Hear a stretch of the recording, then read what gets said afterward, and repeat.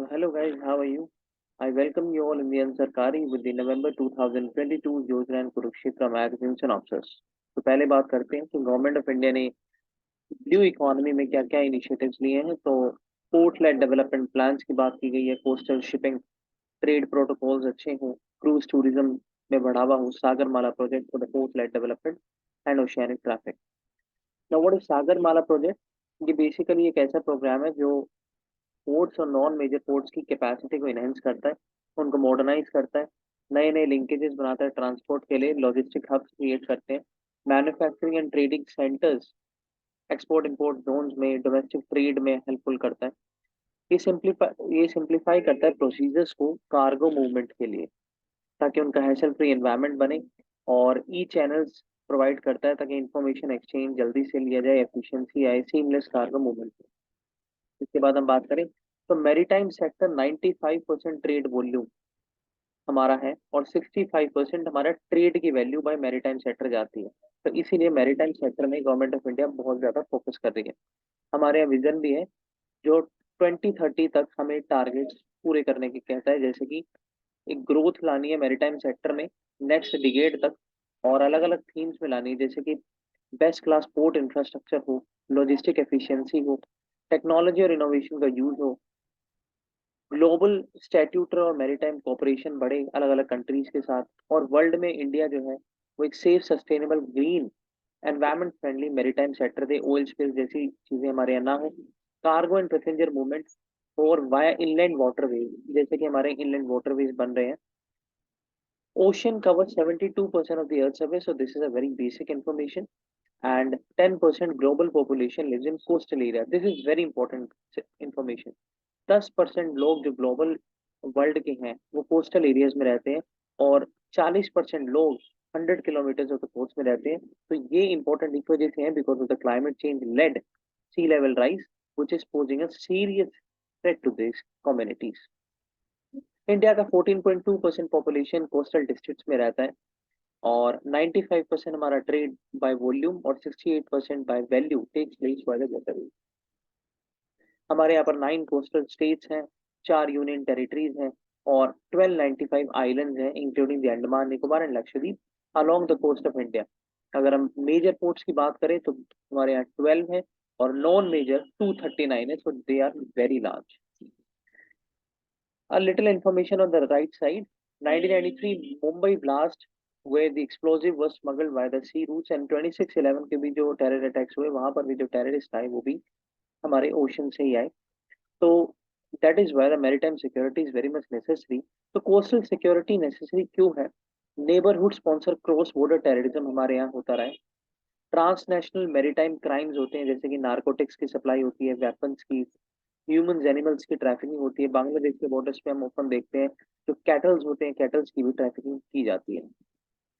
Agencies which are involve: Indian coast guards, navy, coastal security police, custom department, ports authority, fisheries department, intelligence agencies हैं, central state department. Military agency requires क्या क्या चीजें चाहिए आज के time पे to deal all these major tackles major problems?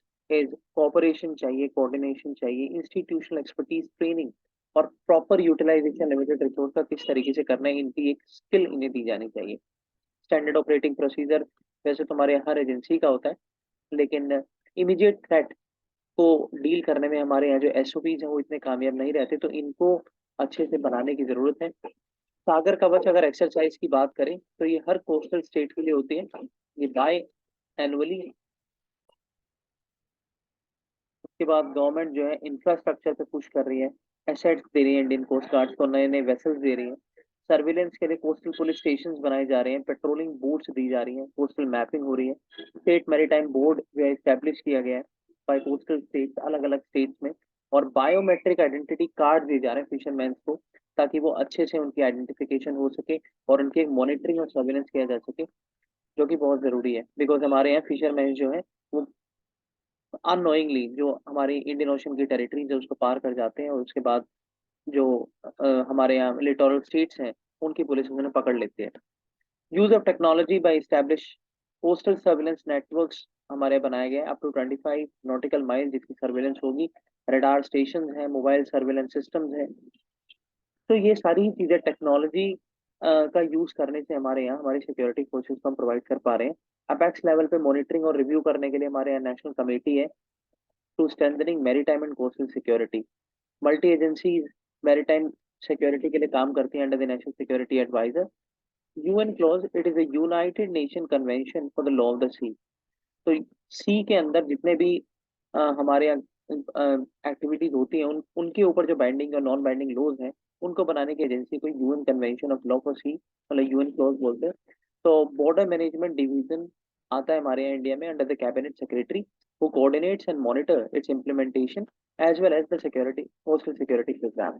तो border management division ही हमारे यहाँ कोस्टल सिक्योरिटी को देखता है because coastal security is more और large is the border of India. Maintain law and order is a subset of ocean governance to maintain good order at the sea. इसके बाद हम बात करें इंडियन कोस्ट गार्ड की, तो ये 24/7 duty में रहते हैं सी पे। और इन्होंने एक उपाधि अगर हम बोले एफिलिएशन मिला इन्हें sentinels of the sea, because ये मैरीटाइम लॉ एनफोर्समेंट को एग्जीक्यूट करते हैं, ओशन पीस कीपिंग बना के रखते हैं, एंटी स्मगलिंग एक्टिविटीज को प्रिवेंट करते हैं और सेवियर्स इन्हें बोला जाता है by the government of India. Maritime transport और merchant marine, what are these? They include ships, seafarers, ports, shore personnel, container and linear trade. So in large, the all major activities and the stakeholders are the part of maritime transport or merchant marine.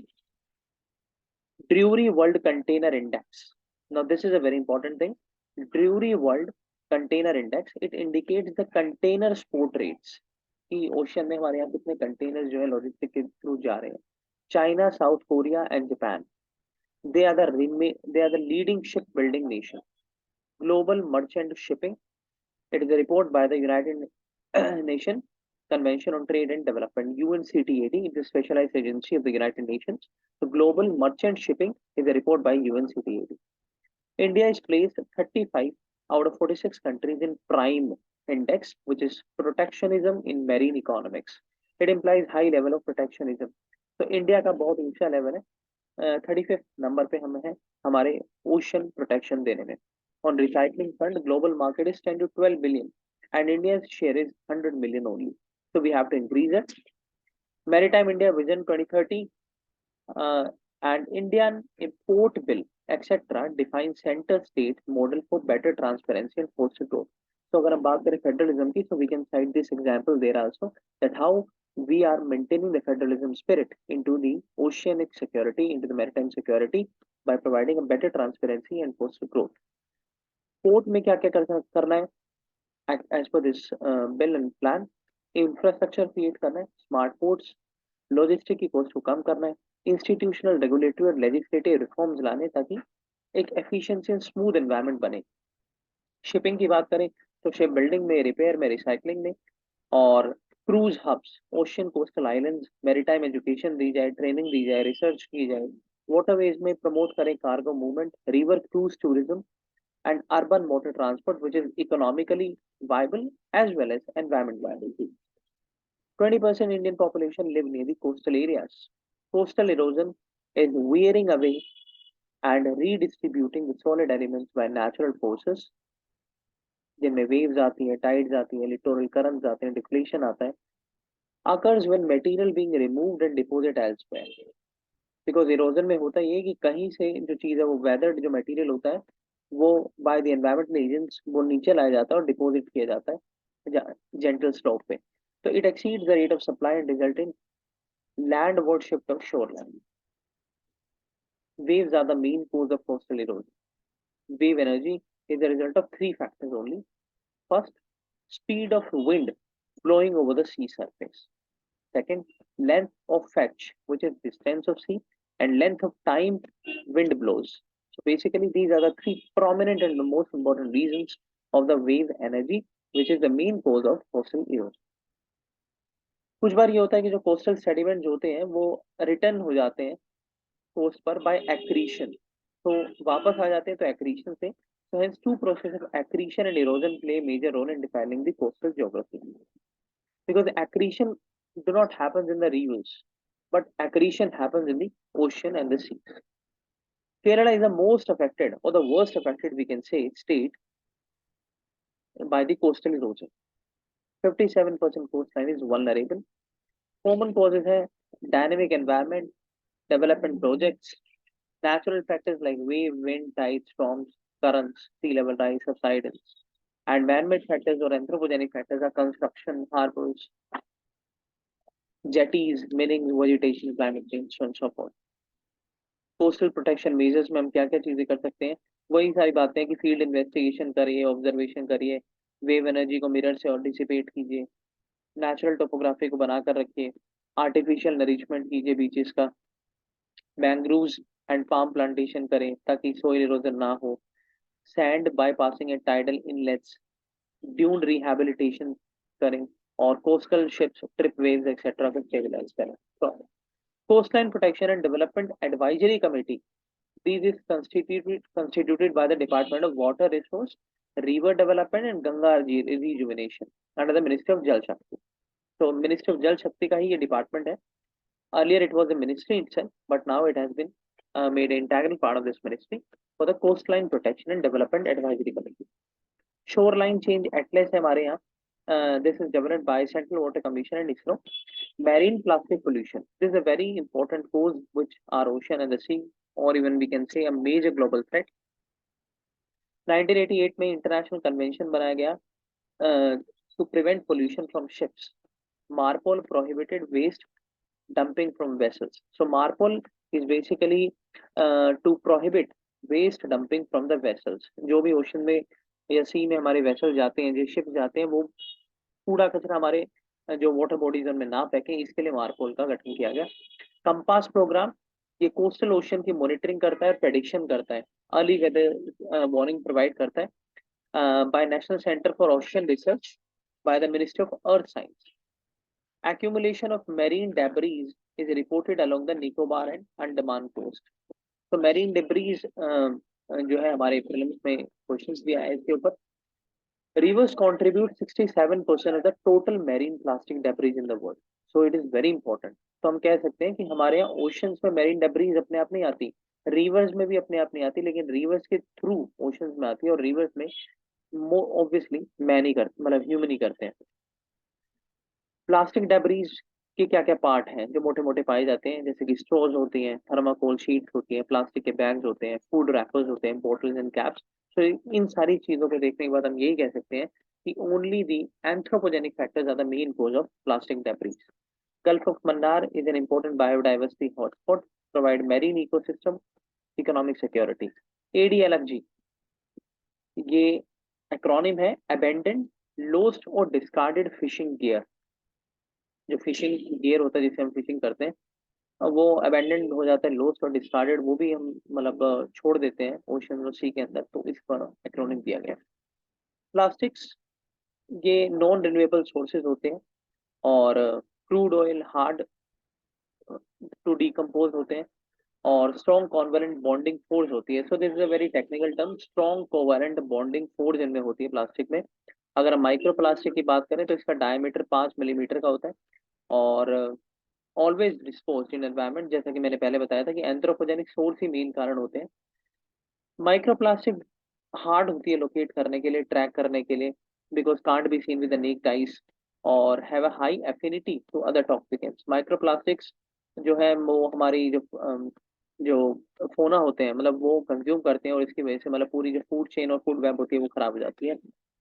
और majority of plastic debris 94% in the ocean डिसइंटीग्रेट्स into microplastic. जो हम plastic फेंकते हैं वो ही microplastic बनती है 94%. Marine plastic survey किया गया by national centre for coastal research Tamil Nadu. Polyethylene terephthalate, ये प्लास्टिक का एक ही प्रोडक्ट है, या फिर एक नेम बोल सकते हैं, पोलीथिलीन टेरिफिथलेट. ये क्लोथ्स में पाया जाता है, और वॉशिंग के टाइम पे भी माइक्रोप्लास्टिक रिलीज कर सकता है.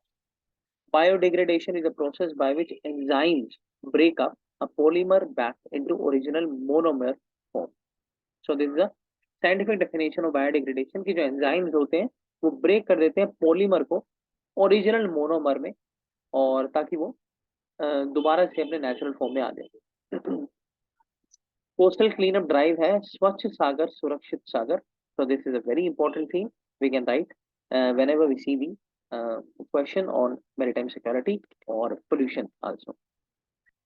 75 beaches on the eve of 75 Amrit Kal on International Coast Cleanup Day. 17 सितंबर 2022 हमारे यहाँ इंटरनेशनल कोस्ट डे होता है, जब हमारे यहाँ 75 अमृत काल 75 ईयर्स में इंडिपेंडेंस हो गए हैं. तो उसी के ईव पे हम 75 बीचेस को क्लीन करने का हमने टारगेट लिया है, ताकि 1500 टन गार्बेज जो है हम सी कोस्ट से हटा. 1/3 ऑफ अर्थ लैंड है, 2/3 वाटर है, 80% of the world trade sea borne है. इंडियन ओशन की बात करें तो third largest in the world है. 70 मिलियन स्क्वायर किलोमीटर का इसका एरिया है, including the exclusive economic zones of different littoral countries. Littoral countries basically वही होती हैं जो ओशियानिक मेरी मेरी स्टेट्स होते हैं, and specially in the Indian ocean regions we have largely high seas. और maritime governance and blue economy को बढ़ावा देने के लिए हमारे यहाँ सागर प्रोग्राम है, जिसका मतलब है seeking security and growth for all in the region. मतलब खाली एक कंट्री की सिक्योरिटी और ग्रोथ की बात हम नहीं करते हैं, हम सभी को लेकर चलते हैं. And this is how the India is prospering in the world. Indian ocean vital है इकोनॉमी के लिए, सिक्योरिटी के लिए, लिवलीहुड के लिए.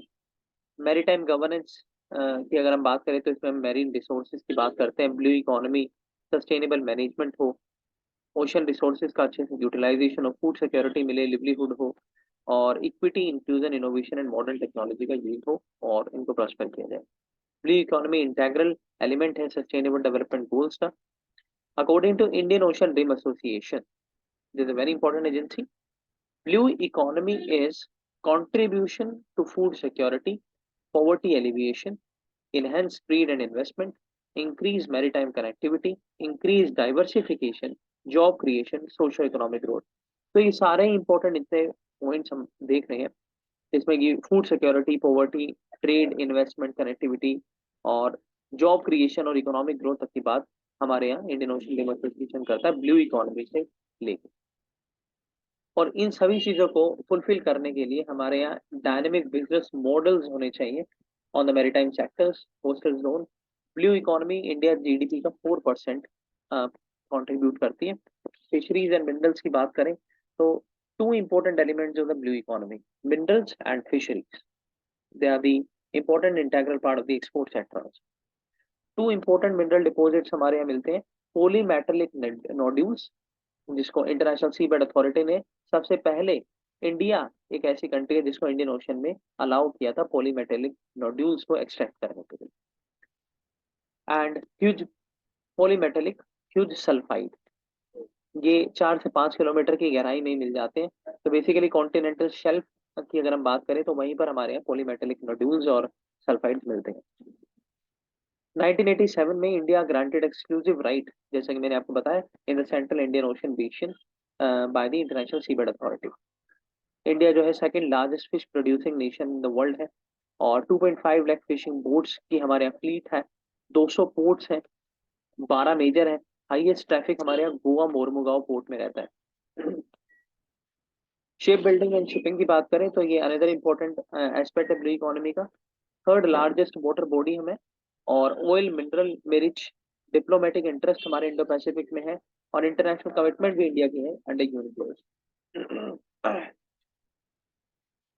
हमारे एक डेवलपमेंट फंड है जिसको बोलते हैं fisheries and aqua culture infrastructure development fund. जैसे कि हमारे यहाँ एग्रीकल्चर इंफ्रास्ट्रक्चर फंड है, ऐसे ही हमारे fisheries and aqua culture infra fund है.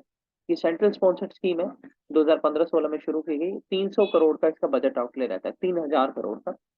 इसमें कंसेशनल क्रेडिट दिया जाता है स्टेट्स और यूटीज को, प्राइवेट सेक्टर को, ताकि जो फिशरीज इंफ्रास्ट्रक्चर में गैप है उनको वो पूरा कर सके. इसमें बेसिकली यही है कि उनको लोन दे, इंफ्रास्ट्रक्चर क्रिएट करे, R&D करे, ट्रेनिंग दे, इन्वेस्टमेंट करे. तो उसके लिए भारत सरकार इन्हें सेंट्रल स्पॉन्सर्ड स्कीम के अंदर 3000 करोड़ तक का बजट आउटले में से पैसा निकाल के देती है. पीएम मत्स्य संपदा योजना ये 2020 में शुरू की गई. ये 20,000 अप्रोक्सीमेट करोड़ जो है उसका इन्वेस्टमेंट फिशरी सेक्टर में करती है, ताकि ब्लू रिवोल्यूशन ला सके. पीएम मत्स्य संपदा योजना. मैरीटाइम चैलेंजेस में हम बात कर चुके हैं. उसके बाद इंडियन कोस्ट गार्ड भी हम देख चुके हैं. मतलब ये पोल्यूशन को अवॉइड करती है, anti poaching activities, law and order maintain करती है.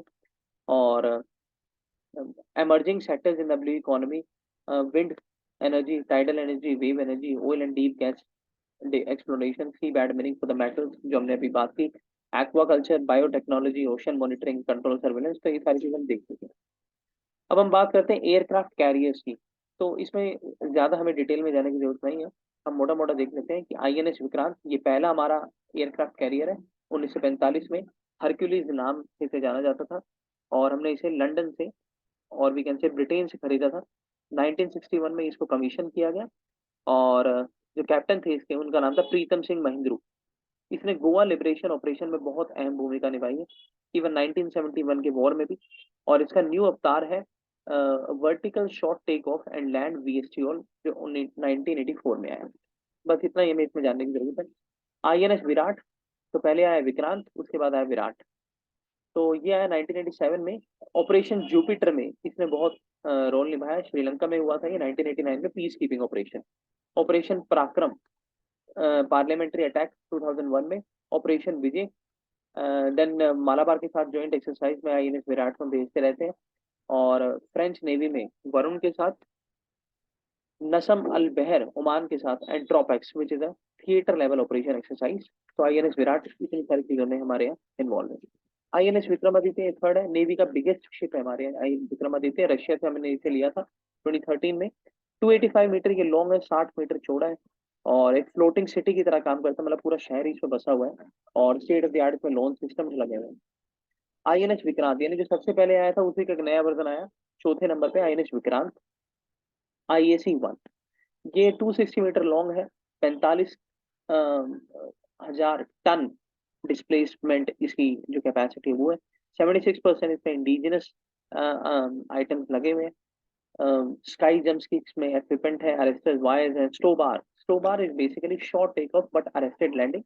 ये बेसिकली एक टेक्निक हम बोल सकते हैं, जो हमारे प्लेन्स होते हैं, जो हमारे शिप से उड़ते हैं, तो उनके लिए short take off but arrested landing, यानी जल्दी से उड़ जाएंगे और अरेस्टेड लैंडिंग, एकदम से मतलब उनकी लैंडिंग भी हो जाती है। तो STOBAR is that.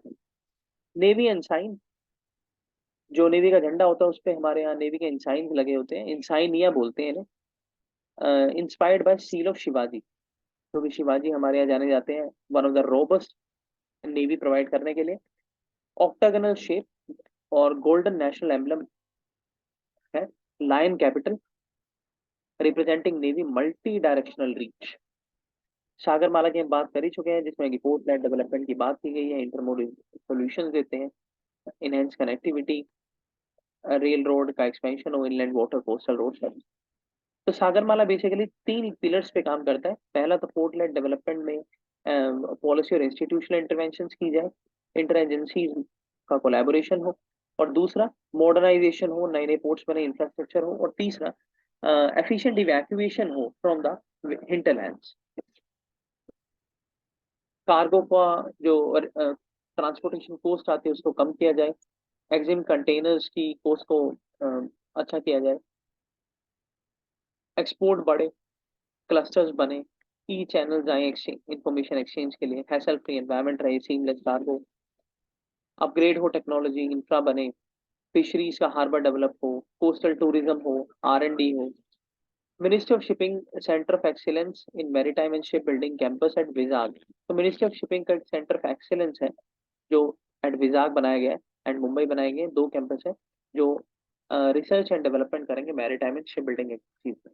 Ministry of tourism along with Sagarmala focus on coastal tourism, जिसमें कि कोस्टल सर्किट्स बनाए गए हैं स्वदेश दर्शन स्कीम के अंदर, मिनिस्ट्री ऑफ टूरिज्म की scheme. Sir cruise tourism promote किए गए हैं, लाइट हाउसेस बनाए जा रहे हैं, national maritime house museum complex जो लोथल जो हड़प्पा की एक इम्पोर्टेंट कोस्टल साइट है वहां पर बनाया जा रहा है। अंडर वाटर गैलरीज बन रही है, रेस्टोरेंट्स बन रहे हैं एट बेट द्वारका। द्वारका जानी जाती है दिल्ली से भी, और द्वारका जानी जाती है गुजरात से भी, so it is of Gujarat. India 250 million population resides in 50 kilometre of the coast line. 1382 offshore islands हैं हमारे यहाँ, 314 मेनलैंड और 868 इन आइलैंड्स, जो हमारे यहाँ जो 2 आर्म्स बोले जाते हैं हमारी कंट्री के, अंडमान एंड निकोबार एंड लक्षद्वीप उनमें। इंडिया कोस्ट वल्नरेबल है डेवलपमेंट एक्टिविटीज से, क्लाइमेट चेंज से, नेशनल एनवायरमेंट पॉलिसी हमारे यहाँ 2006 में आई। कोस्टल जोन मैनेजमेंट गाइडलाइंस जो है हमारे यहाँ वो 1 साल पहले यानी 2005 में आई। ये दोनों ही इम्फेसाइज करते हैं कोस्टल कम्युनिटीज की कैपेसिटी इनहेंसमेंट और कैपेसिटी बिल्डिंग पे। थ्रेट्स आ रहे हैं जैसे कि सी लेवल राइज, जो कि ग्लोबल रिस्क रिपोर्ट जो वर्ल्ड इकोनॉमिक फोरम की आती है उसमें भी बताया गया है कि सी लेवल राइज बढ़ रहा है। रीजनल वेरिएशंस आ रही है, लोकल सबसाइडेंस, टेक्टोनिक शिफ्ट्स हो रही हैं, ओशन करंट्स जो है वो भी इम्पैक्ट कर रहे हैं। तो ये सारी चीजें हमारे यहाँ डेवलपमेंट चैलेंजेस और पॉलिसी लेवल चैलेंजेस क्रिएट कर रही हैं हमारी ब्यूरोक्रेसी के लिए, हमारी सिविल सोसाइटी के लिए, हमारी गवर्नमेंट के लिए। जैसे कि लिवलीहुड डिपेंडेंसी की बहुत प्रॉब्लम आ रही है, इकोसिस्टम हमारा डिग्रेड हो रहा है, लो पोटेबल वाटर होता जा रहा है। उसके बाद हैजार्ड्स आ रहे हैं, हेल्थ एलिमेंट्स आ रहे हैं, होमलेसनेस बढ़ रहा है, पॉवर्टी बढ़ रही है, पायरेसी बढ़ रही है, एम्प्लॉयमेंट घट रही है, डेप्ट ज्यादा बढ़ते जा रहे हैं, कन्फ्लिक्ट्स हो रहे हैं, क्रिमिनल एक्टिविटीज, डिलिक्वेंसी, इनइक्वालिटी आ रही है, ह्यूमन राइट्स के वायलेशन हो रहे हैं। अगर हम हैजार्ड लाइन की बात करें तो hazard line is 100 return 100 return interval of dangers by the natural event, यानी 100 साल के इंटरवल में जब इतना ज्यादा खतरा आता है तो उसे हैजार्ड लाइन कहते हैं। It is due to global climate change only. And उसके बाद हम बात करें, it is a tool for disaster management plan also for the coastal environment. इससे प्लानिंग और मिटिगेशन करने में बहुत ज्यादा हेल्प मिलती है हमारी एजेंसीज को, और वल्नरेबिलिटीज को घटाने की भी बात इससे की जाती है। इंक्रीजिंग सी सरफेस टेम्परेचर, बढ़ रहा है हमारे यहाँ सरफेस टेम्परेचर ओशंस का, सी का, वाटर बॉडीज का, because of global warming. Fish और हमारी यहाँ जितनी फ्लोरा फोना है वो अफेक्ट हो रही है, बायोडाइवर्सिटी अफेक्ट हो रही है, शोर लाइन चेंज हो रहे हैं, बीचेस की जो सस्टेनेबिलिटी है वो खराब हो रही है। कोस्टल स्ट्रेचेस जो है वो क्लासिफाइड किए जाते हैं, stable, accreting, low erosion, medium erosion, high erosion. तो इन सबसे बचने के लिए क्या किया जाए? सी वॉल्स बनाई जाए, ग्रोइनीज बनाई जाए, ट्रेनिंग बोल्स, ब्रेक वाटर्स बनाए जाए to prevent wave action and erosion. Frequency of cyclones and floods ज्यादा हो रही है, सोल्ट वाटर इंट्रूजन हो रहा है हमारे शोर एरियाज में, डग वेल्स में, ड्रोट आ रहे हैं कहीं पर, रिडक्शन हो रहा है फिशरीज में। अब हम बात करते हैं livelihood vulnerability index. Livelihood vulnerability index, जैसा कि नाम से आप समझ ही पा रहे होंगे कि मतलब किसकी लिवलीहुड कितने खतरे में है, ऐसा एक इंडेक्स है। तो ये सपोर्ट और आइडेंटिफाई करता है स्पेसिफिक प्रॉब्लम्स जो क्लाइमेट चेंज रिस्क से आ रही है, और awareness generation, capacity building, risk assessment, इन सब की बात करता है। डिजास्टर प्रिपेयर्डनेस से बचने की बात करता है। हेल्थ केयर सेक्टर में अम, जो एक नेशन का हेल्थ केयर सेक्टर है वो इफेक्टिव और रोबस्ट तभी माना जाता है जब उसमें इंक्लूसिविटी हो, हायर क्वालिटी हो, अफोर्डेबल और एक्सेसिबल हो सभी के लिए। ओपीडी, हमारे यहाँ दो तरीके के विभाग होते हैं, एक तो इमरजेंसी होती है, एक ओपीडी होती है। और emergency basically for the casualty and OPD is for the normal treatment. तो ओपीडी में हमारे यहाँ उसको एफिशिएंट बनाने के लिए क्यूआर कोड से, मतलब उसको डिजिटलाइजेशन हो रहा है उसका, ताकि पेशेंट जो है वो क्यू सिस्टम में ना रहे, वो अपने अपॉइंटमेंट ऑनलाइन ले और टाइम पर मतलब जाएं, टाइम पर दवाई ले, टाइम पर प्रिकॉशंस लें, और एक रोबस्ट हेल्थ केयर सिस्टम को इस्टेब्लिश किया जाए। Because what actually seen in that we have low doctor to patient ratio, which is also the main cause of conflicts and frequent fights which happens in the hospitals. When in the government hospitals the patients sometimes get in get in hand to hand with the doctors, and that leads to the um, next to level problem into the hospitality sector. तो इन्हीं सारी चीज़ों को कम करने के लिए, ताकि time कम लगे, लड़ाइयाँ ना हो, हॉस्पिटल रिकॉर्ड्स अच्छे से मेंटेन किया जाए, क्यूज खत्म की जाए, इसीलिए हम डिजिटाइजेशन की तरफ बढ़ रहे हैं। टेलीमेडिसिन, जो निमहंस हमारी एजेंसी है, NIMHANS basically autonomous institution of the ministry of health, जो इंडिया का जाना माना ब्रेन और मेंटल हॉस्पिटल हम कह सकते हैं, रिसर्च होती है यहाँ पर। तो वो टेलीमेडिसिन प्रैक्टिस गाइडलाइंस हमारे यहाँ प्रोवाइड कर रहा है along with the ministry of health, NITI Aayog and MCI. E health records लाए जा रहे हैं ताकि हेल्थ सेक्टर में डिजिटल टेक्नोलॉजी से हेल्थ का रिकॉर्ड्स का डिजिटाइजेशन हो सके। मिनिस्ट्री ऑफ इंफॉर्मेशन टेक्नोलॉजी की रिपोर्ट है adoption of e health records, it is a road map for India cited poor ICT infrastructure in the health sector. Because आज भी हम देखते हैं even in the private hospitals that most of the procedure happens on the paper only. National digital health mission और Ayushman Bharat digital mission, ये basically question आया था 2022 के प्रीलिम्स में। ये लॉन्च किया गया 2020 में to implement the national digital health blueprint. ये करता क्या है, मोटी मोटी चीजें हैं, मेडिकल रिकॉर्ड्स की रिपोजिटरी बनाता है, और नेशनल हेल्थ स्टैक जो है वो इसका पार्ट है, जो नीति आयोग 2018 में लाया। यूनिक हेल्थ आईडी अलॉट होती है हर पेशेंट को। बेसिकली अभी ये 6 यूनियन टेरिटरीज में ही रोल किया गया है, और 3 की रजिस्ट्रीज हैं, जिसमें कि एक हेल्थ आईडी होती है, हेल्थ प्रोफेशनल की रजिस्ट्री होती है जो कि डॉक्टर होता है, और हेल्थ फैसिलिटी यानी हॉस्पिटल की रजिस्ट्री होती है। हेल्थ आईडीज को आभा नंबर बोला जाता है। Even include genomic data. Multiple follow up appointments को खत्म करता है। ट्रीटमेंट जो है, आने जाने का हमारा जो मतलब ट्रांसपोर्टेशन कॉस्ट होता है वो बचता है। प्रोएक्टिव हेल्थ केयर प्रोवाइड कर पाते हैं। Medicine ATM, now this is a very wonderful initiative which is taken by the south African government, जहाँ पर मेडिसिन एटीएम्स प्रोवाइड किए जा रहे हैं, ताकि मेडि एक इंफॉर्मेशन कियोस्क की हेल्प से मतलब टाइमली जो है मेडिसिन मिल सके, और हॉस्पिटल्स और कम्युनिटी हेल्थ सर्विस पर प्रेशर कम आए। ऑनलाइन रजिस्ट्रेशन सिस्टम को इंटीग्रेट किया गया है आयुष्मान भारत हेल्थ अकाउंट से। Internet of medical thing, it is a collection of medical devices and applications that connect health care IT system via online computer network. तो medical system की सारी चीजों को इंटरनेट से कनेक्ट करने के लिए इंटरनेट ऑफ मेडिकल थिंग्स लाएंगे, जिसमें जो कि ब्लूटूथ इनेबल होता है, सारा एसेंशियल क्लिनिकल डाटा प्रोवाइड करता है, फिजिशियन तक की मतलब जो कंसल्टेशन है उसको रियल टाइम में प्रोवाइड करता है। मैकेंसी एक ग्लोबल एजेंसी है जिसकी रिपोर्ट है tele health industry projected to reach 10.6 billion in India by 2025।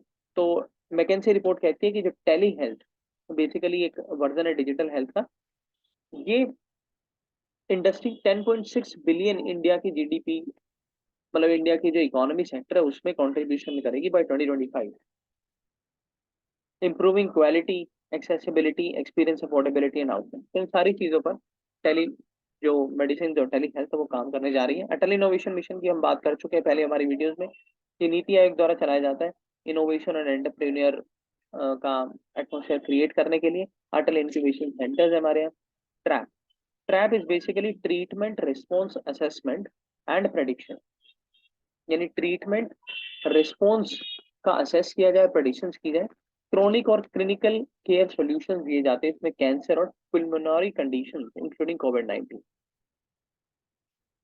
अगर हम एनवायरमेंट टर्म की बात करें तो हमारे कॉन्स्टिट्यूशन में 1976 फर्स्ट टाइम इसको मेंशन किया गया था अंडर आर्टिकल 48A जो कि हमारा डीपीएसपी का है, और 51A क्लोज जी जो कि हमारी fundamental duties. National science day हमारे यहाँ 28 फरवरी को मनाया जाता है।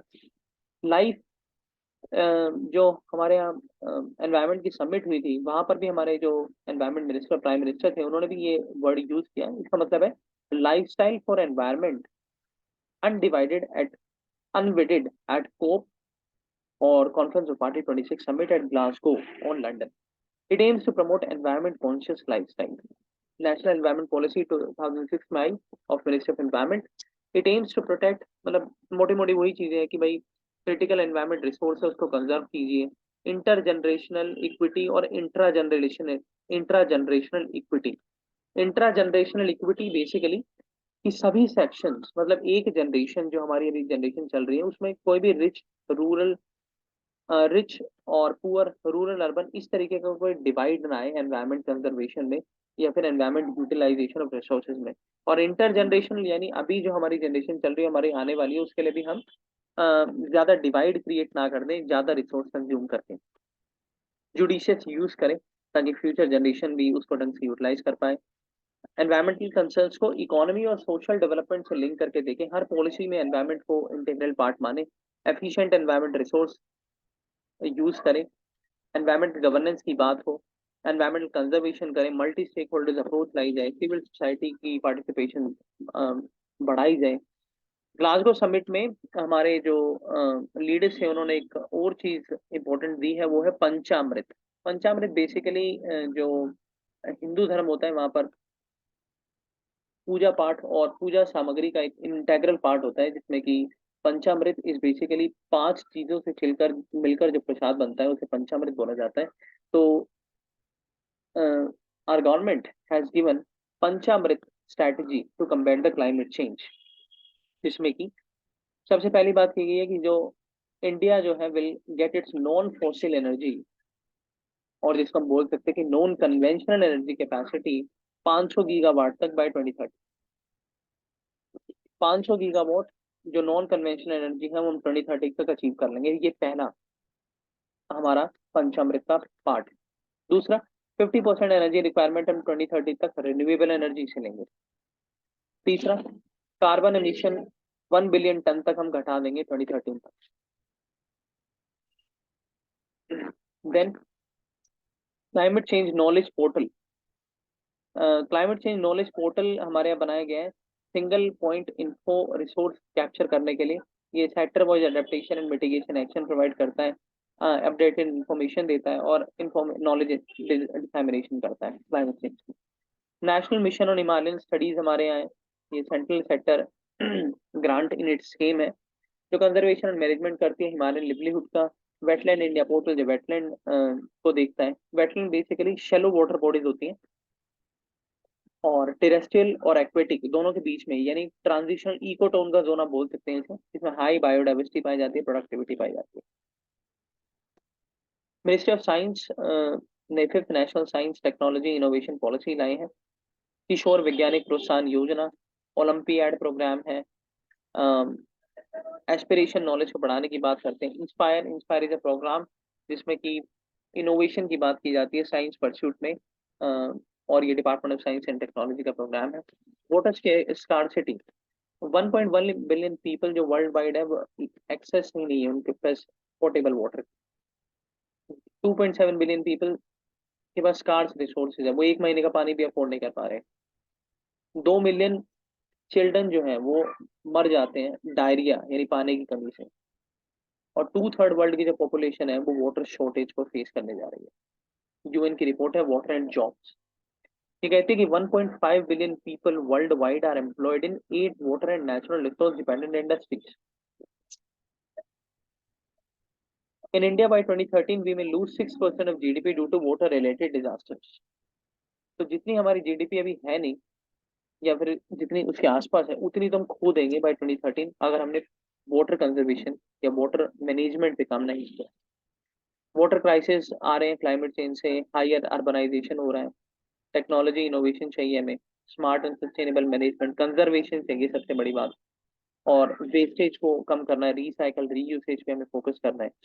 स्मार्ट वाटर में हमें मेंटेन और डिस्ट्रीब्यूट करना है वाटर प्रॉपर सेटअप पे जिसमें क्वालिटी उसकी मेंटेन की जाए।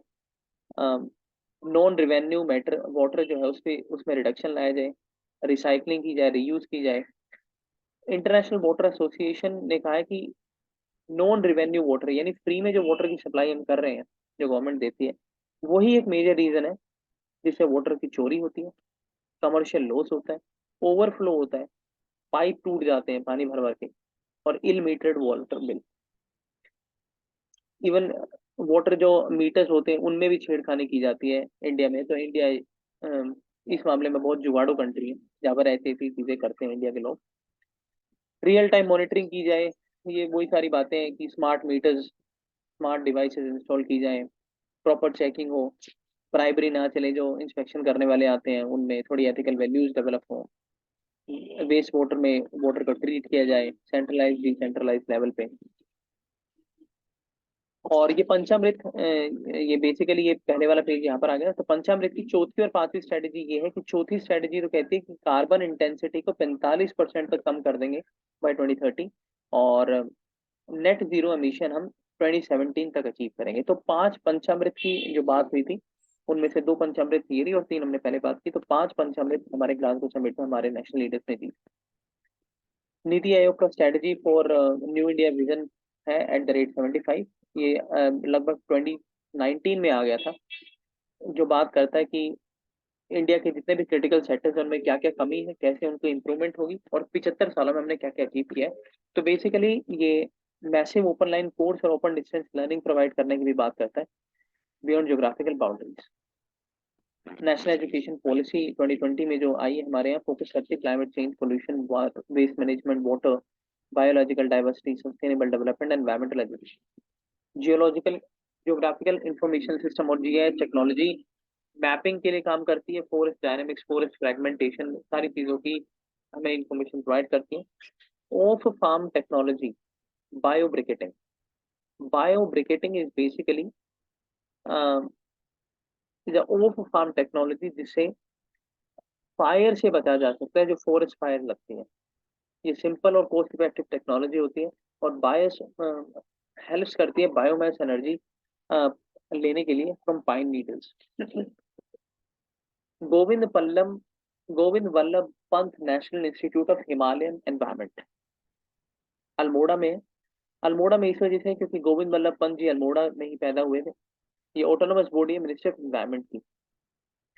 रूरल टेक्नोलॉजी कॉम्प्लेक्स प्रोग्राम, यानी जो हिमालयन एनवायरमेंट का इंस्टीट्यूट है, इसका एक प्रोग्राम है रूरल टेक्नोलॉजी कॉम्प्लेक्स प्रोग्राम, जिसके अंदर बायोब्रिकेटिक्स बनाने की ही बात करते हैं, बायोग्लोब्यूल्स बनाने की बात करते हैं, रिसोर्स का अच्छे से यूटिलाइजेशन और ट्रेनिंग लिवलीहुड जनरेशन कैपेसिटी की बात करते हैं। टेक्नोलॉजी इंटरवेंशन क्या है जो मिनिस्ट्री ऑफ एनवायरमेंट ने लिए? परिवेश। परिवेश बेसिकली हमारे यहाँ क्वेश्चन आया है यूपीएससी प्रीलिम्स में, जो कि एक सिंगल एनवायरमेंट विंडो हब है मिनिस्ट्री ऑफ एनवायरमेंट और नेशनल इंफॉर्मेशन सेंटर का, जो इंटरेक्टिव और सिंगल विंडो क्लियरेंस के लिए काम करता है। मतलब किसी को भी कोई डेवलपमेंट करनी है तो उसके लिए हमें एनवायरमेंटल जो मिनिस्ट्री है उससे परमिशन लेनी पड़ती है, तो उसी का पोर्टल है परिवेश, जिसमें एनवायरमेंटल सिंगल विंडो पोर्टल हमें मिल जाता है। ये 2018 से शुरू किया गया। इसमें एप्लीकेशन आप सबमिट करते हैं, उसका क्लियरेंस मिलता है, standardise processing, real time information और इन्फॉर्म डिसीजन मेकिंग पे काम करता है। और एनवायरमेंटल क्लियरेंस का बहुत ही अच्छा एक मेथड है।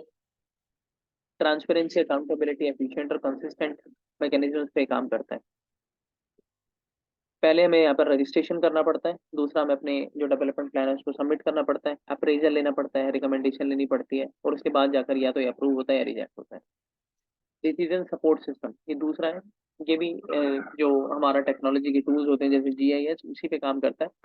तो डिसीजन सपोर्ट सिस्टम ये डिटेल हमें प्रोवाइड करता है, फॉरेस्ट कितने हैं, टाइगर रिजर्व कितने हैं, कॉरिडोर्स कितने हैं, मैप कितने हैं, हाइड्रोलॉजिकल लेयर्स, सपोर्ट।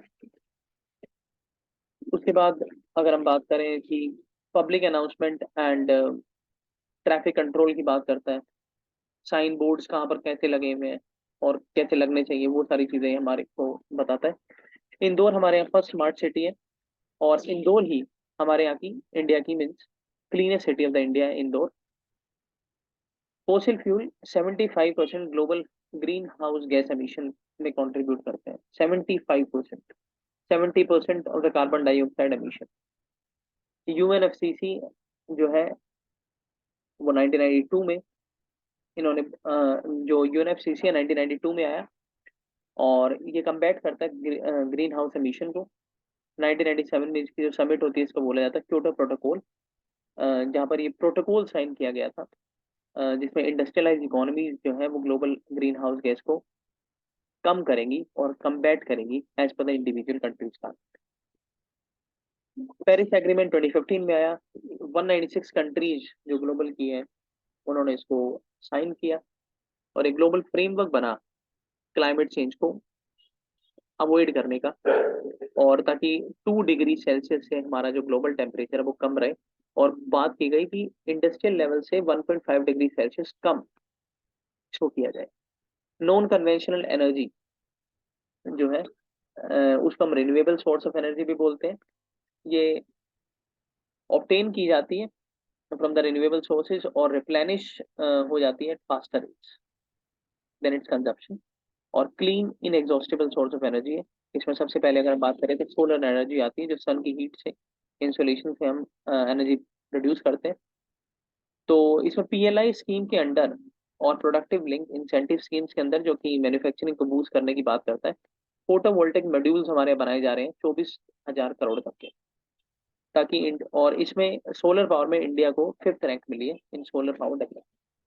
दूसरा विंड एनर्जी, तो हमारे यहाँ ये कोस्टल एरियाज में और जहाँ पर हमारे यहाँ विंड ज्यादा चलती है वहां पर काइनेटिक एनर्जी जो विंड की होती है उससे बनाई जाती है। टोटल इंस्टॉल्ड कैपेसिटी अगर बात करें तो हम वर्ल्ड में 4th नंबर पे हैं, 39.25 गीगावाट हम बनाते हैं, और 800 विंड मॉनिटरिंग स्टेशन हमारे यहाँ। तीसरे नंबर पे टाइडल्स, जो ओशंस में या सी में जो टाइड जो उठती है उनसे जो एनर्जी बनती है बाय सर्ज ऑफ ओशंस। जो राइज होते हैं, टाइड्स और फॉल होते हैं, उससे जब एनर्जी बनाते हैं। लेकिन इसमें दिक्कत ये है कि इसकी हाई कॉस्ट रहती है और limited availability of the sites रहती है। चौथे नंबर पे आता है geothermal, generated from the heat which is derived from the sub surface of the earth. जैसे कि जो हमारे यहाँ गीजर्स बोले जाते हैं, मतलब हमारी जो लैंड सरफेस होता है वहां पर कुछ हमारे यहाँ एरियाज है, जैसे कि हिमाचल, उत्तराखंड, जहाँ पर नेचुरल गीजर्स हैं, जहाँ से गर्म पानी निकलता है। तो वहां से भी हम एनर्जी बनाते हैं। तो the gradual decline of radio active particles in earth generate, यानी जो रेडियो एक्टिव पार्टिकल्स होता है वो जनरेट करता है इसे। फिफ्थ नंबर पे hydro power, which is again from the water. This is one of the oldest and largest source of renewable energy. इसमें डैम का इंपॉर्टेंट रोल रहता है। सिक्स नंबर पे बायोमास एनर्जी, जो कि डेड और लिविंग ऑर्गेनिजम्स के ऑर्गेनिक मटेरियल जिससे बनता है, obtained from them, and its burning results in release of chemical energy. जब हम इनको बर्न करते हैं तो केमिकल एनर्जी क्रिएट होती है, तो उस केमिकल एनर्जी से इलेक्ट्रिसिटी बनती है। तो according to ministry of renewable energy 32% the total primary energy use in India derive from biomass, यानी 32% जो हमारे यहाँ रिन्यूएबल एनर्जी है वो बायोमास से आ रही है। 70% population depends on biomass fuel. Cow dungs हमारे यहाँ होते हैं, बुफेलो डंग्स होते हैं। अगर हम बात करें पंजाब हरियाणा, तो इसमें इंपॉर्टेंट रोल प्ले करते हैं, even the western UP also. Odisha is the first state to implement early warning dissemination system, um, to deal the disaster warning और the disaster management. Global innovation index में India 46 rank पे है। India stack जो है वो India के digital revolution की foundation को ले करता है। 1.4 बिलियन प्लस पॉपुलेशन हमारे डिजिटल एज में एंटर कर चुकी है। फाइनेंशियल सोशल इंक्लूजन की हमें जरूरत है, और आधार जैसी चीजें हमारे यहाँ है।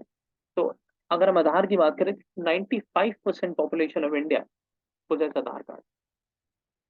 More than 17 transactional stacks launched pan India for digital payment, data empowerment, open ecosystem. Direct benefit transfer is a scheme, और इट्स अ प्रोग्राम बेसिकली जिसमें कि डायरेक्ट पैसा बैंक अकाउंट में दिया जाता है सब्सिडीज का। ये स्टार्ट किया गया 2013 से, ताकि कैश सब्सिडीज जो है डायरेक्टली बैंक अकाउंट में जाए। और public financial management system of the office of controller general of accounts, तो अकाउंट डिपार्टमेंट्स के जो हेड होते हैं उनको बोला जाता है कंट्रोलर जनरल ऑफ अकाउंट। वो रन करते हैं पब्लिक फाइनेंशियल मैनेजमेंट सिस्टम, और उसी के तहत डीबीटी जो स्कीम है वो रन करती है। 450 स्कीम्स तक का जो पैसा है वो इसमें डिलीवर किया जाता है। 900 मिलियन पीपल को डायरेक्ट बेनिफिट प्रोवाइड किया जाता है। जो मिनिस्ट्री ऑफ एनवायरमेंट टेक्नोलॉजी, उसी का के अंदर आता है नेशनल इंफॉर्मेशन कंट्रोल, एनआईसी, जो ई गवर्नेंस को बढ़ावा देने के लिए और फाइनेंशियल इंक्लूसिविटी को बढ़ावा देने के लिए डिजिटल प्लेटफॉर्म बनाता है। यूपीआई, भीम यूपीआई, ये सारे इसी ने बनाए। UPI by NPCI rolled out in 2017। NPCI is basically national payment corporation of India, और हमारे यहाँ पर आज के टाइम पे 16% रिटेल पेमेंट जो है यूपीआई से होती है। सिंगापुर तक, यूएई तक, भूटान तक, नेपाल तक हमारे यहाँ यूपीआई जो है हमारा जो उन्होंने अडॉप्ट किया है। सिंगापुर ने 2020 में, भूटान ने 21 में, यूएई और नेपाल ने रिसेंटली 2022 में। आरबीआई का digital payment index and financial inclusion index RBI निकालती रहती है। स्मार्ट सिटी मिशन की अगर हम बात करें तो ये 2015 में लॉन्च किया गया।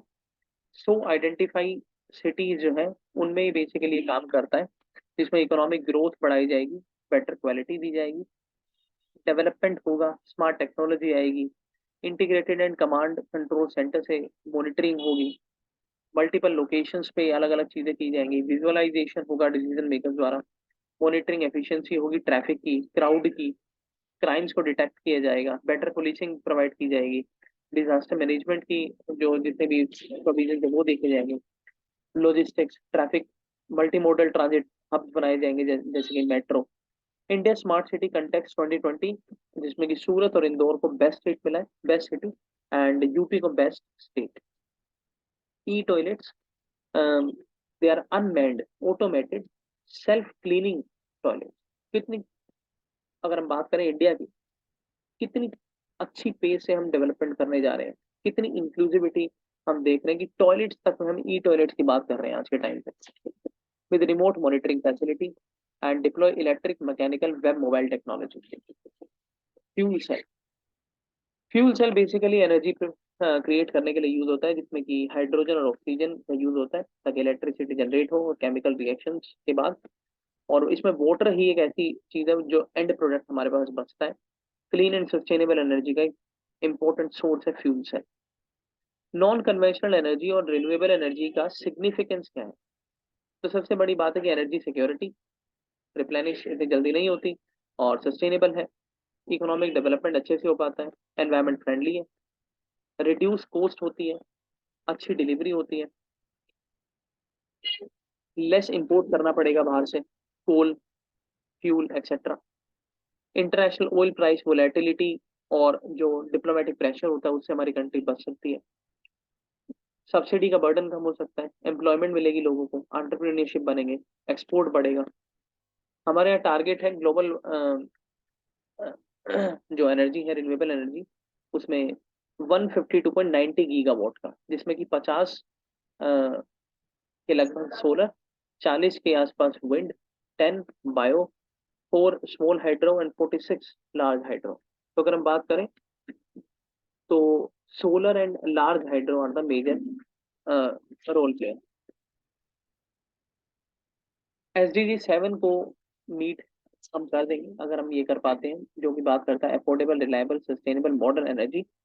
टैक्स जो लिए जा रहे हैं वो 100% FDI ऑटोमेटिक रूट में अलाउ कर दी गई है रिन्यूएबल एनर्जी प्रोजेक्ट्स के लिए, ताकि मतलब ultra mega parks renewable energy को क्रिएट करने के लिए स्टैब्लिश किए जाए। लैंड प्रोवाइड की जा रही है, ट्रांसमिशन और plug and play basis. Interstate transmission जो रेट होता था उसको वेव कर दिया गया है। नई नई ट्रांसमिशन लाइंस बिछाई जा रही हैं। ग्रीन इकोनॉमिक कॉरिडोर बनाए जा रहे हैं ताकि रिन्यूएबल एनर्जी का इवैक्यूएशन हो। PM कुसुम हमारी योजना है, जिसमें ऊर्जा संरक्षण एवं उत्थान महाअभियान, जिसमें फार्म सेक्टर से एनर्जी प्रोवाइड करने की बात की गई है। और 34,000 करोड़ स्कीम्स की बात है जो सेंट्रल गवर्नमेंट है जो सोलर कैपेसिटी में लगा रही है। इसके 3 कंपोनेंट है, यानी PM Kusum basically solar energy farm sector में किस तरीके से यूज हो उसके लिए बात करती है। इसमें सोलर पावर प्लांट्स बनाए जाएंगे 10,000 मेगावाट के, 15 लाख ग्रिड कनेक्ट किए जाएंगे एग्रीकल्चर पंप से, जो कि एग्रीकल्चर पंप अभी इलेक्ट्रिसिटी और डीजल से चलाते हैं, उसको सोलर पावर से चलाए जाए। और यही 20 लाख एग्री पंप्स की बात कर रहे थे इसके पहले। रूफ टॉप सोलर, यानी छतों के ऊपर जो सोलर हमारे यहाँ जो सोलर पावर करने के लिए हमारे शीट्स लगाई जाती हैं, उसके लिए भी हमारे यहाँ प्रोग्राम है, जिसमें कि 4,000 megawatt roof top solar capacity addition की बात की गई है by the central financial assistance in residential sector. National hydrogen mission, national hydrogen mission जो है इंडिया को ग्रीन हाइड्रोजन हब बनाने की बात कर रहा है, और 5 मिलियन टन तक ग्रीन हाइड्रोजन हम क्रिएट कर देंगे 2013 तक। In August 2022 India first indigenously developed hydrogen fuel cell bus developed by KPIT CSIR। तो इस लैब ने बस नाम का हाइड्रोजन फ्यूल सेल बनाया है। ये इंडिया का पहला इंडिजिनस फ्यूल सेल है। National offshore wind energy policy, ये 2015 में आती है, to develop wind power in India. National institute of wind energy ये ऑफशोर विंड पावर को असेस करता है, स्टडी करता है, सर्वे करता है। National wind solar hybrid policy 2018 में मिनिस्ट्री ऑफ रिन्यूएबल एनर्जी, जो लार्ज ग्रिड को कनेक्ट करने की बात करती है सोलर पावर से। बायोमास बेस्ड को जनरेशन इन शुगर मिल्स बढ़ाया जाए, अदर इंडस्ट्रीज में अर्बन इंडस्ट्रियल एग्री वेस्ट को ढंग से यूटिलाइज किया जाए। थर्मल ऐप प्रोग्राम हमारे यहाँ है। National biogas and organic manure programme. आज के टाइम पे इंडिया चौथे नंबर पे है वर्ल्ड में रिन्यूएबल एनर्जी के इंस्टॉल्ड कैपेसिटी में। Non fossil fuel energy has reach 40% of the our energy mix, लेकिन अभी काम करने की जरूरत है। United Nation conference on women at Mexico to mark 1975 as international women year. 1975 में इंटरनेशनल वुमेन ईयर बनाया गया मैक्सिको में। इसके बाद 4th UN वर्ल्ड कॉन्फ्रेंस होती है बीजिंग चाइना में 1995 में। यहाँ पर जेंडर इक्वालिटी की बात की गई और वुमेन को हर सेक्टर में किस तरीके से इंपॉर्टेंट रोल प्ले करने दिया जाए, डाइवर्स वर्क प्लेसेस पे उसकी बात की गई। First science and technology policy हमारे यहाँ 1958 में आती है, जिसको बोला जाता है साइंटिफिक पॉलिसी रिवोल्यूशन, जो वुमेन के रोल को साइंस एंड टेक्नोलॉजी में बढ़ावा देने की बात करती है। शांति स्वरूप भटनागर प्राइज 1955-8 में आया, जो वुमेन रिसर्चर्स को प्रोवाइड होता है। डॉक्टर एम एस स्वामीनाथन ने 6th 5 ईयर प्लान में चैप्टर इंट्रोड्यूस किया था, जिसमें साइंस एंड टेक्नोलॉजी और वुमेन को इंटीग्रेट करके प्लान बना था, women and development. Doctor Manju Sharma, ये नेशनल अकेडमी ऑफ साइंस की फर्स्ट वुमेन प्रेसिडेंट रही है। 2001 जो है वो year of empowerment of women था। तो हमारी इस सेंचुरी का पहला ही साल वुमेन के एम्पावरमेंट की बात कर रहे हैं। STEM, science technology engineering and math discipline is a programme. Then science and technology policy 2003 में आती है, जो वुमेन को, जैसा कि हम बात कर रहे हैं, वुमेन को साइंस एंड टेक्नोलॉजी में इंपॉर्टेंट रोल प्ले करने की बात कर रही है, ताकि उनकी इंफॉर्मेशन बढ़े, नंबर ऑफ गर्ल्स बढ़े स्कूल्स में, और न्यूट्रल वर्क स्पेस हो।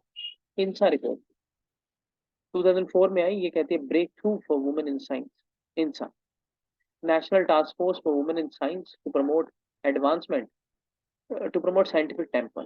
किरण, ये नाम ही वैसे तो हमारे यहाँ लड़कियों वाला है, किरण। तो Kiran, it's for knowledge involvement in research advancement by nurturing department of science and technology in 2014। Women scientist scheme 2002 में आती है, क्यूरी प्रोग्राम 2008 में, वही सारी चीजें, scientific advancement for the women. Biocare, biotechnology career advancement and orientation programme by department of biotechnology in 2011 for the unemployment women researchers. यानी हमारे यहाँ जो पढ़ी लिखी वुमेन है, जो रिसर्चर्स हैं, उनको बायोटेक्नोलॉजी में करियर देने के लिए, इन्वॉल्व करने के लिए up to 45 years of age programme है by the department of biotechnology. Lilavati daughters are Indian women scientist book, यानी इंडियन वुमेन जो साइंटिस्ट है, उनके ऊपर जो किताब है उसका नाम है लीलावती डॉटर्स। लीलावती बेसिकली हमारे एंशियंट टाइम्स की भी एक किताब है जिसका नाम लीलावती, जो कि साइंस एंड टेक्नोलॉजी से ही डील करती है। वुमेन टेक्नो पार्क्स, जो वुमेन साइंटिस्ट एंड रिसर्चर्स को लिंक करते हैं, टेक्नोलॉजी डेवलपमेंट प्रोवाइड करते हैं, एंटरप्रेन्योर स्किल्स डेवलप करते हैं। डीबीटी ने सेटअप किया है golden jubilee women biotechnology park in Siruseri, Kanchipuram in Kerala. Vigyan Jyoti, department of science and technology for meritorious girls. Economic survey 2021 focuses on agriculture sector, or says that agriculture sector experienced buoyant growth in past 2 years. Idea is a program जिसमें कि digital ecosystem agriculture में आए, यानी agriculture में digital ecosystem लाने की जो बात करता है, ऐसा आर्किटेक्चर फ्रेमवर्क आइडिया है। ये डाटाबेस प्रोवाइड करता है, एग्री सॉल्यूशंस देता है। NEGPA, national e governance plan on agriculture for using technology, sub mission on agriculture mechanisation 2014 में आता है, जो मैकेनाइजेशन की बात करता है, वैल्यू ऑफ डिफरेंस की, कैपेसिटी बिल्डिंग, अवेयरनेस। ई-नैम, ये pan India e trading portal है, जो एग्रीकल्चर मंडीज को कनेक्ट करता है यूनिफाइड इंटीग्रेटेड नेटवर्क में, एग्री कमोडिटीज प्रोवाइड करता है। 3 थिंग्स मैंडेटरी है स्टेट को करने के लिए। पहला, ई ट्रेड, यानी इलेक्ट्रॉनिक से ही आप खरीदोगे। दूसरा, सिंगल पॉइंट लिवाई होगा मार्केट फीस का। और यूनिफाइड सिंगल ट्रेडिंग लाइसेंस, यानी लाइसेंस दिया जाएगा वो भी यूनिफाइड होगा। ई ट्रेड इलेक्ट्रॉनिक खरीदेंगे, और सिंगल मार्केट फीस आपको देनी पड़ेगी। लैंग्वेजेस की अगर हम बात करें तो डिफरेंट डिफरेंट लैंग्वेजेस में है। जीपीएस मंडी लोकेटर ई-नैम में है। और food processing organisation trading module, where the organisation can trade from collection centre without bringing produce to EPF, बिना मंडी में लाए ही वो बेच सकते हैं। ई-नैम जो है इंटरऑपरेबल बना दिया गया है with e market service private limited के द्वारा। 2022 में एग्रीकल्चर मिनिस्ट्री का platform programme and eNAM to promote trade and marketing. Agmark net portal, agri market infrastructure को क्रिएट करने के लिए और बैकएंड सब्सिडी स्टेट को प्रोवाइड करने के लिए, कोऑपरेटिव्स को, प्राइवेट सेक्टर को प्रोवाइड करने के लिए ये पोर्टल बनाया गया, Agmark net. E governance portal है जो वेरियस स्टेक होल्डर्स को लेकर चलता है, और जैसे कि मैंने बताया कि इंफ्रास्ट्रक्चर क्रिएट करने के लिए, बैकएंड सपोर्ट सब्सिडी के लिए काम करता है, और इन्फॉर्मेशन फ्लो करता है डेली अराइवल्स का, कितनी कमोडिटीज कहाँ पर पड़ी है, ये सारी चीजें। हॉर्टिकल्चर पे हमारे नेशनल मिशन है, उसका उसका भी ऐसा ही पोर्टल है, हूट नेट, जो कि वेब इनेबल सिस्टम है, जो फाइनेंशियल असिस्टेंट प्रोवाइड करता है इंटीग्रेटेड डेवलपमेंट हॉर्टिकल्चर के लिए। एग्रीकल्चर इंफ्रास्ट्रक्चर फंड, मीडियम से long term debt finance facility for investment in post harvest management infrastructure and community farming assets. यानी पोस्ट हार्वेस्ट मैनेजमेंट करने के लिए इंफ्रास्ट्रक्चर जो चाहिए, कम्युनिटी फार्मिंग एसेट जिसमें ट्रैक्टर, हार्वेस्टर, थ्रेशर, ये सारी चीजें जो चाहिए, इसमें जो आपने डेप्ट लिया है उसको फाइनेंस करने के लिए मीडियम और long term finance facility provide करता है एग्री इंफ्रास्ट्रक्चर को। इसके बेनिफिशियरीज हैं FPOs, primary agriculture society, self help groups, mandis, farmers. Total side जो साइज है इसका 1 लाख करोड़ है और लोन दिया जाता है 2 करोड़ तक। 3% इसमें इंटरेस्ट सबवेंशन रहता है for maximum 7 years. National soil health card soil की क्वालिटीज को चेक करता है, इसमें न्यूट्रिएंट बताता है, इनऑर्गेनिक ऑर्गेनिक फर्टिलाइजर्स कैसे उसका यूज हो, न्यूट्रिशन डेफिशिएंसी होती है वो बताता है। 2015 में स्टार्ट किया गया। किसान सुविधा ऐप ये बेसिकली इंफॉर्मेशन डिसैमिनेशन देता है तरह तरीके की बातों पे किसानों को। पूसा कृषि mobile app, use of drones agriculture में बढ़े और गवर्नमेंट जो है 40% बेसिक कॉस्ट दे रही है ड्रोन्स के लिए, ताकि ड्रोन से ही हम पेस्टिसाइड वगैरह स्प्रे कर दें, वाटर स्प्रे कर दें, ताकि एक एफिशिएंट एग्रीकल्चर सिस्टम क्रिएट हो इंडिया में। और मैक्सिमम अटैचमेंट 4 लाख की है, जिसमें कि कस्टम हायरिंग सेंटर्स क्रिएट करें जैसे फार्मर जो ड्रोन खरीद सकते हैं। आईसीएआर ने रोड मैप बनाया है जिसमें कि फूड एंड न्यूट्रिशनल सिक्योरिटी की बात की गई है और जेनेटिक एनहेंसमेंट की, सस्टेनेबल इंटेंसिफिकेशन, मैकेनाइजेशन की, मार्केट इनोवेशन की। NAQUIM is a national aquifer mapping and management और क्वालिटी डिस्ट्रीब्यूशन ऑफ, यानी जो वाटर लेवल होते हैं और रिसोर्स होते हैं उनकी मैपिंग करने के लिए, उनका क्वालिटी डिस्ट्रीब्यूशन, उसके लिए हमारे प्रोग्राम है NAQUIM। TARA is technology advancement of rural areas. It is a scheme under seed skill enhancement education and development programme जो लॉन्ग टर्म सपोर्ट देती है साइंस बेस्ड वॉलंटरी एसोसिएशंस को डिसएडवांटेज एरियाज में, ताकि वो नर्चर कर पाए। ई श्रम ये मिनिस्ट्री ऑफ लेबर का एक पोर्टल है जिसमें कि अनऑर्गेनाइज्ड वर्कर्स जो है ई श्रम उनका रजिस्ट्रेशन होता है, जो कि अभी फिलहाल में ईपीएफ और ईएसआई के मेंबर रह सकते हैं। Digital India land record modernisation programme, यानी जो हमारे जो लैंड है उसको डिजिटाइज फॉर्म में लाने के लिए उसके डाटा को और मैनेजमेंट उसका अच्छा हो सके, इसकी बात करते हैं। Payment infrastructure development come, payment acceptance infrastructure in tyre 3 और 6 सेंटर्स हो, और सब्सिडीज जो है डिप्लॉयमेंट करने के लिए। पेमेंट बेसिकली जो पेमेंट को स्मूथ करने के लिए जो इंफ्रास्ट्रक्चर क्रिएट करने की बात है, बहुत सारा डेवलपमेंट फंड देखता है। India stack it is a set of APIs which encourage digital payment adoption, single interface for Indians to transact any bank account. Until 2021, 32 crore rupee debit card issued under PM Jan Dhan account scheme. So it is a very good achievement as far as the rising India, aspirational India, Amrit Kal of India is concerned. So this much is enough for this month of Yojana and Kurukshetra. So thank you so much for listening me. We'll be meeting soon with the next month. Thank you.